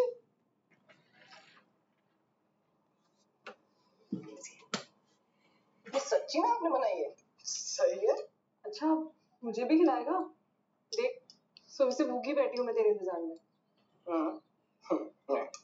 मैं ना खुद ले लूंगी। ये ना मेरे साथ पैक होके मेरे घर जाएगी। अबे देख मैं नहीं दे रहा। हाँ आई। देख खत्म मत करियो, फूक दूंगी मैं। दीदी बुला रही है। क्या हुआ? नमक कहाँ है? वही तो है। ये तो खाली है दीदी। इस बर्नी में थोड़ी नमक है, इसमें तो चीनी थी। चीनी तो ये है, वो चीनी पीस के रखी है ना, इसलिए आपको लगा तो। मैं नहीं दूंगा। जी जाओ ना तेरा। हाँ वो लेकिन मैं दूंगा। मैं सिंह मुझे भी नहीं दे रहा है। देगा भी।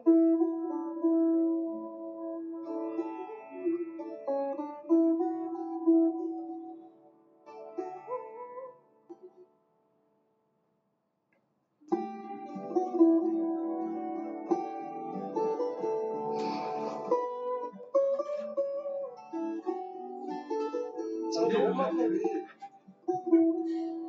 मैंने आपके लिए गिफ्ट भी मंगवाया। दे तो दिया, गिफ्ट दे तो दिया, मतलब देखो उसमें हैशटैग लिखा है डिलीवर द लव। कुछ तो कैंपेन का डिपो में नहीं आते। This Rakshabandhan deliver the love. तो इस ऐड का मतलब क्या था? इस ऐड की पूरी स्टोरी बनाई गई, शूटिंग की गई, सिर्फ किस लिए किया गया है?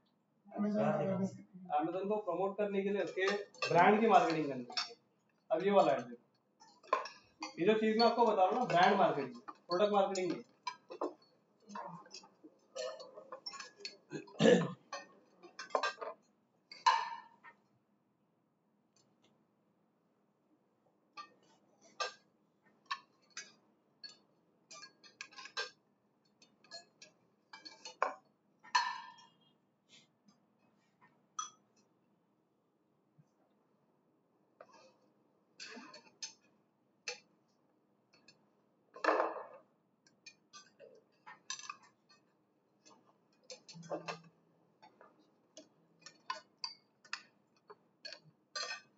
क्या जरूरत थी छोरे से इतना गुस्सा करने की?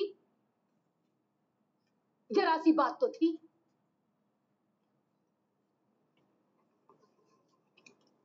₹10 के लिए छोरे ने भूखा मारेगी क्या? ऐसा क्या कर दिया इसने जो प्लेट उठा के ले जा रही है? 10 रुपए तो लिए थे तेरे पर्स से, कोई पड़ोस से तो न लाया था।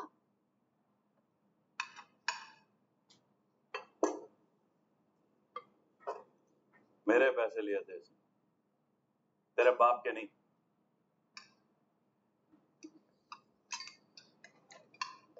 छोटे घर की है ना,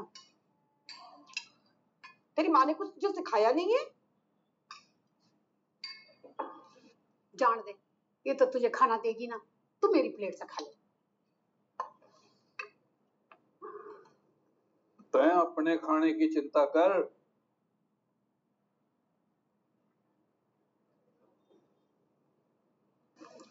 इसने 10 रुपए लिए ना है, चुराए हैं। आज चोरी की है, कल न जाने क्या करेगा।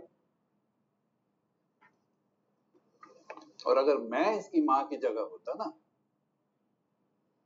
तो 2 दिन तक इसको खाना नहीं देता।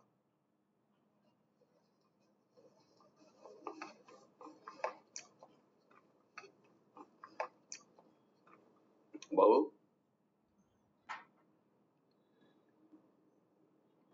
ठीक किया है तूने।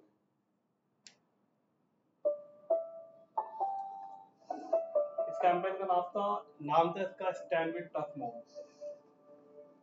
तो पूरे ऐड के अंदर कहीं मार्केटिंग हुई? नहीं। कुछ भी नहीं। लास्ट में देखो क्या होगा। खा ले।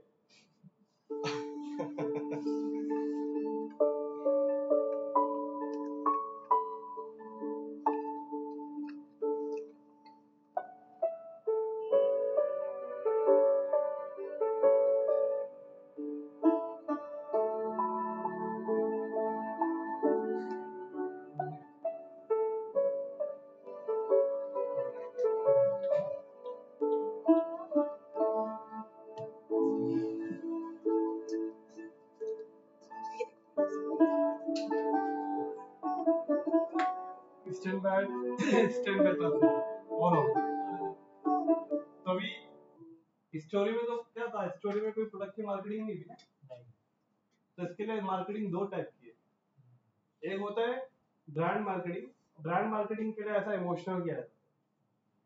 जब तक आप ऑडियंस को, इंडियन मेंटालिटी ऐसी है कि जब तक आप इसे इमोशनल नहीं करोगे ये आपका प्रोडक्ट नहीं खरीदेगा। तो इंडियन ऑडियंस को पहले आपको अपने एड्स के अंदर इमोशनल करना होता है। इंडियन नहीं, अगर बाहर के भी बहुत सारे ऐसे एड रहते हैं। तो आपके प्रोडक्ट को बेचने के लिए दो तरह की मार्केटिंग होती है, ब्रांड और एक प्रोडक्ट मार्केटिंग।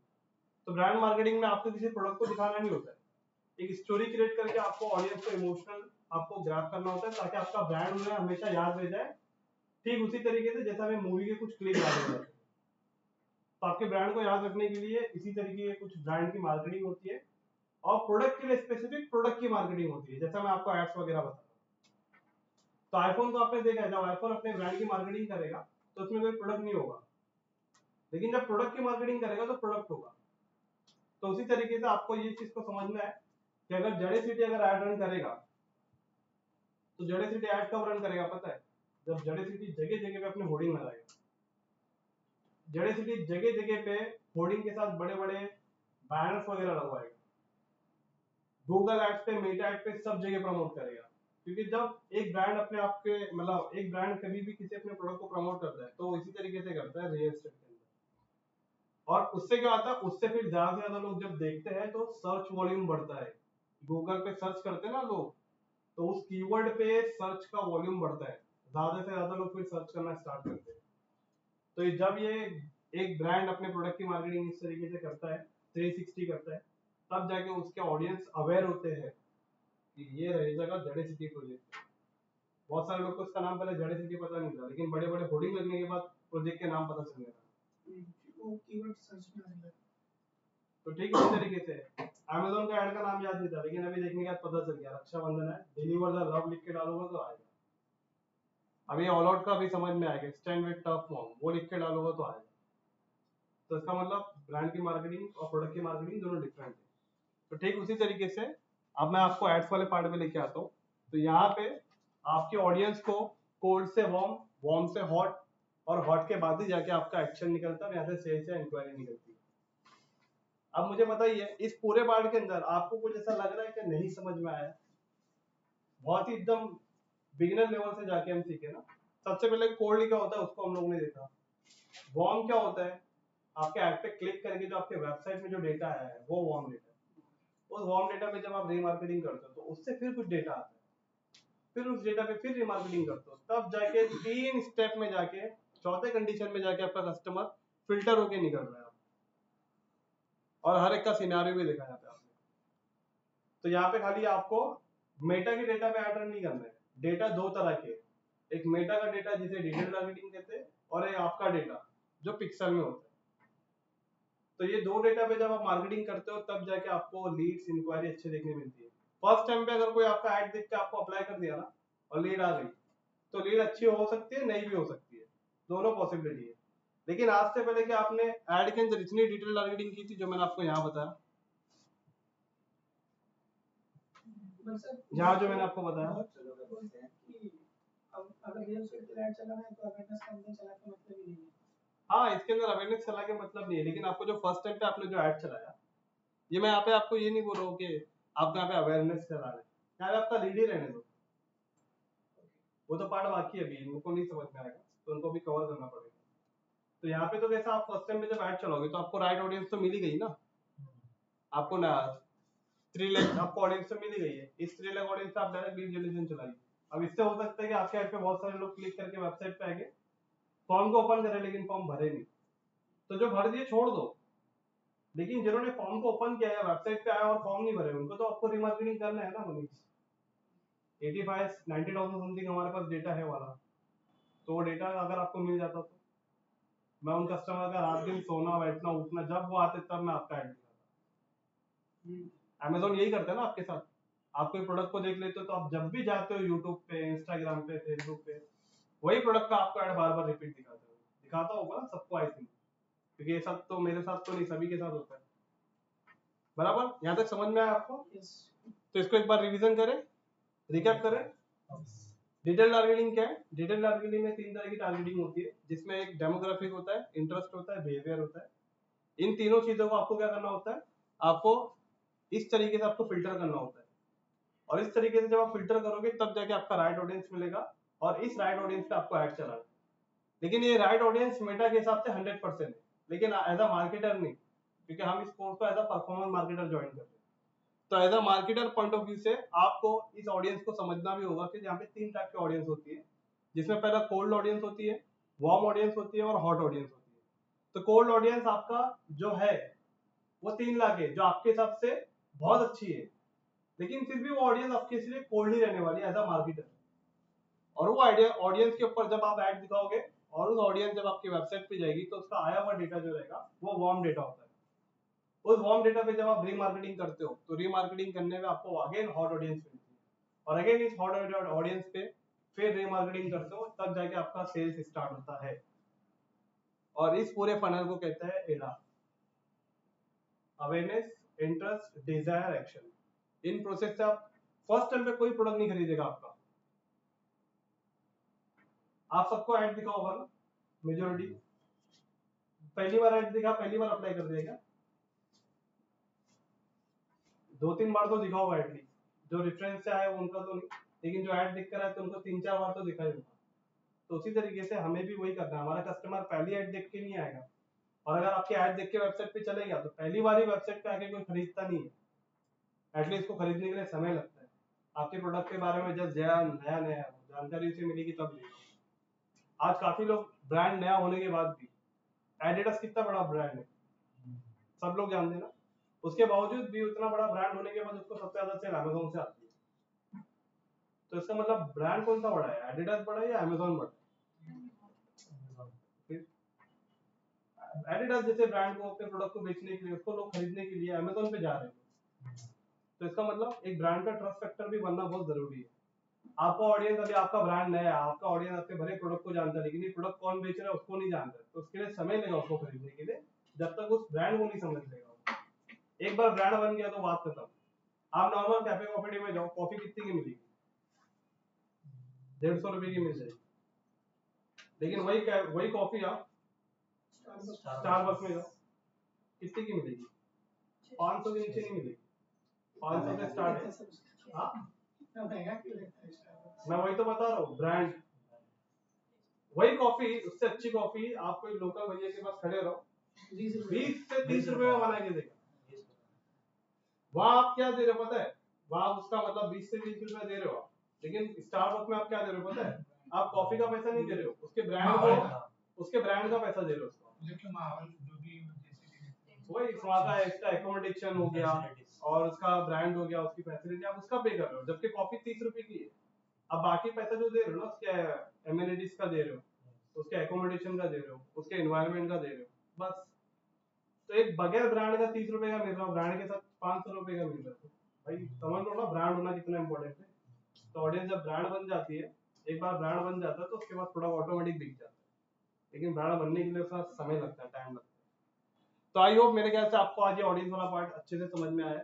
यस सर, उसमें जो वार्म जो केसेस होंगे, फॉर एग्जांपल 15,000 है, तो अभी उनका भी मतलब डेमोग्राफिक हमें डिटेल में मिलता है या मतलब टोटल डेटा ही सिर्फ मिलता है कि ऐसे लोग हैं?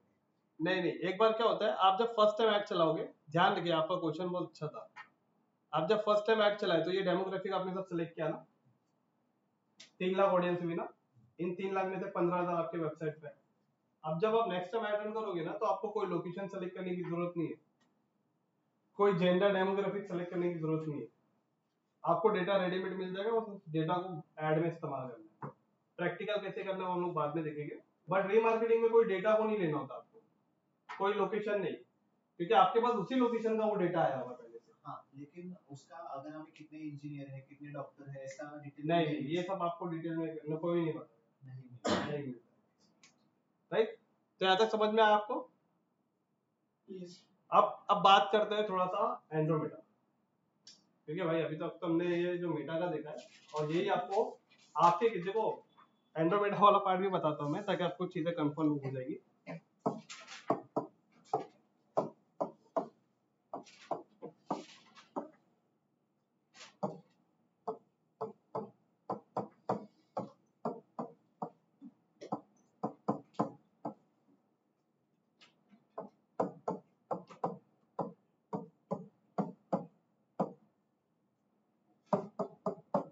एंड्रोमेडा एक मशीन लर्निंग टेक्निक है, एक मशीन लर्निंग टेक्नोलॉजी है, जो इसका एक चिप है, और इस चिप को मतलब मेटा के अच्छे अच्छे डेवलपर लोगों ने इसको सबको मिलकर इसको डिजाइन किया है, और इससे क्या काम होगा वो चीज मैं आपको बताने जा रहा हूँ।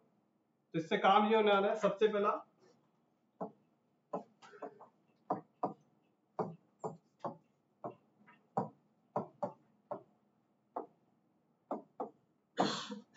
Broad audience. एंड्रोमेडा आपको ये कह रहा है अपने रूल के अंदर कि आप अपना लोकेशन सेलेक्ट करो सिर्फ कि किस लोकेशन पे ऐड दिखाना है, लेकिन कोई भी जेंडर, एज, डिटेल टारगेटिंग में डेमोग्राफिक, बिहेवियर, इंटरेस्ट, कुछ भी मत लो। वो बोल रहा है सिर्फ आप लोकेशन सेलेक्ट करो बस। डिटेल टारगेटिंग वो बोल रहा है कि यहाँ पे मत करो।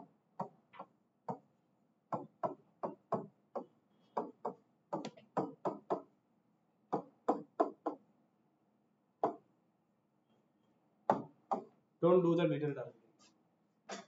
तो अब इसका मतलब क्या हो जा रहा है, एंड्रोमेडा आप कैसे आपके ऑडियंस को फाइंड करेगा।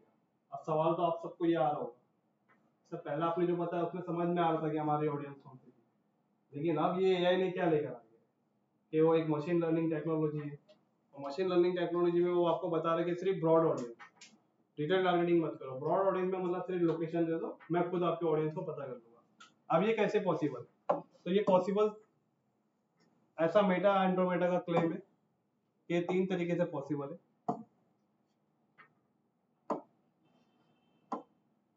सबसे पहला तो इसका एक रीजन ये, मैं यहाँ पे कुछ पॉइंट लिख के आपको समझा देता हूँ कि ऑलरेडी ऑडियंस को कैसे समझेगा और आपका ऐड कैसे दिखाएगा। तो सबसे पहले ये ऑडियंस की क्या क्या चीजों को समझता है, उसके सिग्नल को रीड करता है।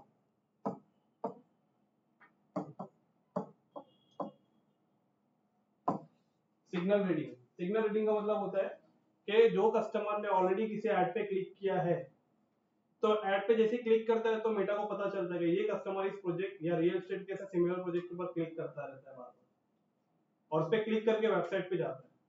तो इससे एक एंड्रोमेडा को एक सिग्नल मिलता है कि ये कस्टमर आपके प्रोडक्ट के लिए इंटरेस्टेड है, तो अब नेक्स्ट टाइम पे उसी ऑडियंस को आपका ऐड दिखाएगा। बात समझा? मैंने एक रियल एस्टेट के ऐड पे क्लिक किया तो मेटा को, एंड्रोमेडा को ये पता चला, अच्छा एंड्रोमेडा है क्या? एंड्रोमेडा एक टाइप का एल्गोरिथम है। 2 तरीके के लोग होते हैं। एग्जांपल, मुझे कुछ लोग यहाँ पे जो बिगनर है, मतलब जो पहली बार अगर मुझसे मिले, तो वो लोग अभी मुझे पता नहीं वो कैसे जानते, या मतलब कितना अच्छा जानते, कितना अच्छा नहीं जानते, लेकिन ऑलरेडी जो पुराने हैं, जो लोग पहले से जानते, तो उन्हें पता है कि मैं कैसा हूँ। तो जो पुराने हैं ना, वो मुझे जानते हैं। ये सब मतलब ऐसा मान के चलिए ये डिटेल टारगेटिंग है, ये मेटा के लोग, ये मेटा के पुराना मेथड है जो ये मुझे जानते हैं। और आप जो नए लोग हैं ना, तो आप नए लोग मतलब मान के चलिए आप एंड्रोमेडा है, आप अभी मुझे जाने नहीं हो। तो ठीक उसी तरीके से 2 तरह के इंसान होते हैं। एक इंसान जिसको आप 10-12 दिन में रह के या 2-3 महीना रह के आप उसे जानते हो, तो वो इंसान समझ जाते हैं कि ये इंसान कैसा है, इसके अंदर का नेचर कैसा है। लेकिन किसी किसी के अंदर एक ये भी एबिलिटी रहती है कि वो चेहरा देख के पकड़ लेता है कि ये इंसान कैसा है। एग्जाम्पल, जो एस्ट्रोलॉजर जो होते हैं, वो लोग चेहरा देख के समझ जाएंगे कि आपका बिहेवियर कैसा है, मतलब प्रेडिक्शन लगा सकते हैं, कंफर्म नहीं लगा सकते कि आप वैसे ही हो। तो ठीक उसी तरीके से एंड्रोमेडा प्रेडिक्शन लगा सकता है, कंफर्म वही है, नहीं पकड़ सकता। तो इसका मतलब सिंपल सा ये है कि जब आप अपने कस्टमर को जानते हो, तो एआई से ढूंढने की क्या जरूरत है। बात बहुत शॉर्टकट में बहुत बड़ी बात बता रहा हूँ मैं आपको पता है कि ये आपकी ऑडियंस है, तो उतनी ऑडियंस को आप जानते हो ना, आपको पहले से पता है ना, तो उस ऑडियंस को आप फिर से एआई से क्यों ढूंढ रहे हो? मेरे बताने का सिंपल सा तरीका ये है। तो लेकिन फिर भी आपको अगर इसे टेस्ट आउट करना है तो इसके लिए मैं आपको रिकमेंड करूंगा कि एंड्रोमेडा का भी इस्तेमाल करेंगे। और एंड्रोमेडा क्या करता है, एंड्रोमेडा पहले सबसे पहले सिग्नल को रीड करता है कि आप किसके ऐड पे क्लिक कर रहे हो, तो उससे पता चल रहा है कि आपका इंटरेस्ट किस जगह पे है, किस इंडस्ट्री के अंदर है। उसके बाद में वो आपके बिहेवियर को रीड करेगा।